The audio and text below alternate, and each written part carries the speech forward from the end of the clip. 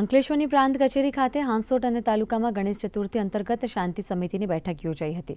બેઠકમાં ગણેશ વિસર્જન શાંતિમય અને કોમી એખલાસના વાતાવરણમાં સંપન્ન થાય તે માટે વિવિધ સૂચનો કરવામાં આવ્યા હતા. બેઠકમાં મામલતદાર કરણસિંહ રાજપૂત, નગરપાલિકાના ચીફ ઓફિસર કેશવ કોલડિયા સહિત શાંતિ સમિતિના સભ્યો સહિત આગેવાનો ઉપસ્થિત રહ્યા હતા.